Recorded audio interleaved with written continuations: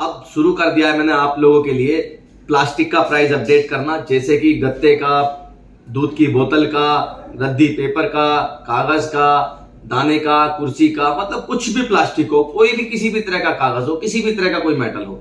अब ये वीडियो आपको मिलेगा हर रोज सुबह 9 बजे प्राइस अपडेट के साथ मेरे अपने चैनल में। मैं आपका दोस्त रिजवान सैफी। तो प्लास्टिक का जितना भी अपडेट है सुबह 9 बजे मॉर्निंग में आपको वीडियो मिलेगा, और मेटल का जो प्राइस है वो आपको वीडियो 11:30 से 12 बजे के आसपास में अपडेट होगा। तो दोनों ही वीडियो मेरे आपके चैनल पे, रिजवान सैफी के चैनल पे आपको मिलेंगी देखने के लिए।